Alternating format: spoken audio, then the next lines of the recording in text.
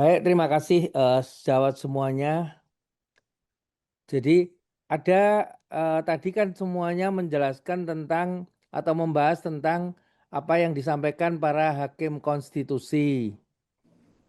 Saya malah sebaliknya ingin menelaah apa yang disampaikan oleh Menteri Kesehatan.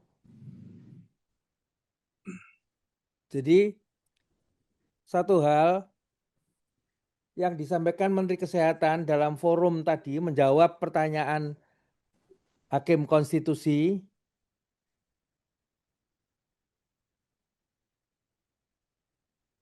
itu Menkes bernarasi meskipun organisasi profesi itu tidak lagi tunggal, itu Menteri, supaya tidak ada perbedaan dalam hal standar etik, standar pelayanan, standar profesi dan lainnya, maka pencatatannya mesti hanya satu, yaitu di Konsil Kesehatan. Dulu Konsil Kedokteran. Bahkan Menteri menjelaskan ini cuma namanya saja yang diubah. Jadi Menteri mengatakan dari Konsil Kedokteran ke Konsil Kesehatan itu di depan Hakim MK mengatakan ini cuma namanya saja yang diubah. Ini report langsung ke Presiden hanya melalui saya. Itu yang disampaikan Menteri.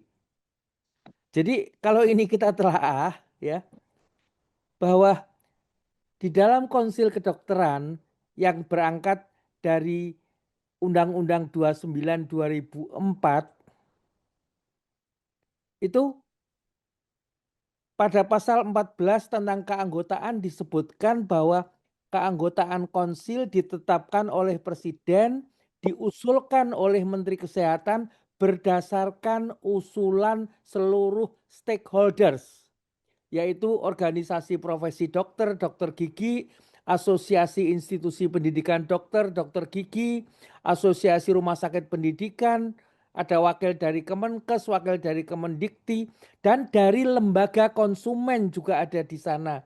Jadi yang duduk di konsil kedokteran waktu itu adalah betul-betul representasi dari masyarakat yang terkait dengan bidang pelayanan kedokteran, pendidikan kedokteran, dan pelayanan kesehatan. Dan peran dari konsil betul-betul ya, karena ada wakil-wakil masyarakat di sana itu untuk untuk sebagai suatu check and balance, sebagai lembaga yang mengawasi antara lain kolegium ya dengan eh, kebebasan akademiknya dan praktek profesi dokter. Itu diawasi bisa. Tapi dalam faktanya kalau kita bicara konsil kesehatan menurut PP 28 2024 dan menurut PMK 12 2024 itu sepenuhnya betul-betul tidak ada lagi klausul tadi. Jadi keanggotaan konsil itu pada bab 2 pasal 5 sampai 14 terkait seleksi calon anggota dan pimpinan itu bisa siapapun, setiap orang bisa mencalonkan diri dan mengikuti seleksi sebagai anggota dengan mengatasnamakan kelompok nakes atau namet tertentu. Dan selanjutnya lewat pansel yang dibentuk menteri, menteri sendiri yang akan menetapkan mereka sebagai anggota konsil. Jadi tidak ada lagi klausul yang terdiri atas wakil-wakil masyarakat tadi. Semuanya keterwakilan masyarakat sipil itu dilenyapkan oleh Menteri Kesehatan. Jadi seluruh anggota konsil adalah pilihannya Menteri Kesehatan dan mereka sebenarnya adalah posisinya sebagai pesuruhnya menteri yang rentan konflik of interest. Jadi ini suatu kebohongan yang disampaikan menteri, manipulasi ya, manipulatif sekali terhadap hakim MK. Menteri menyatakan itu hanya namanya saja yang berubah, padahal isinya berubah total. Ini juga harus kita angkat. Kita tunjukkan pada semua hakim MK bahwa Menteri Kesehatan itu telah berbohong. Dia telah mendegradasi keterwakilan masyarakat sipil di dalam konsil sebuah lembaga negara.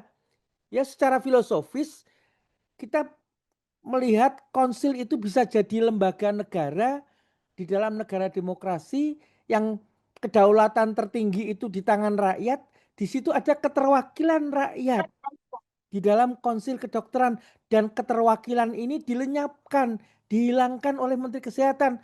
Artinya konsil kesehatan yang ada sekarang itu tidak bisa diposisikan sebagai sebuah lembaga negara meskipun dilantik oleh presiden. Dan siapa orang yang mendegradasi posisi konsil yang tadinya sebagai lembaga negara menjadi lembaga pesuruh Menkes itu, ya, orang ini adalah Menteri Kesehatan sendiri. Dia telah mendegradasi. Tadi disebutkan oleh salah satu pembicara istilah Kang apa siapa tadi bilang apa asfalasafilin. Jadi dalam surat Atin, ya. Dokter Jainal. Ya, dalam surat Atin tadi kan manusia itu diciptakan dengan setinggi-tingginya, kemudian bisa dijatuhkan serendah-rendahnya oleh siapa? Oleh si Menteri Kesehatan dengan merubah, menghilangkan klausul keterwakilan civil society di situ. Ini sesuatu yang menarik untuk diangkat dan harus didengar dan difahami, diketahui. Jangan sampai kebohongan Menteri Kesehatan ini, kebohongan yang manipulatif ini dipercaya gitu loh. Mungkin itu yang ingin saya sampaikan. Itu sebagai salah satu poin yang harus kita angkat. Ya, ini lagi saya tulis kebetulan. Terima kasih semuanya.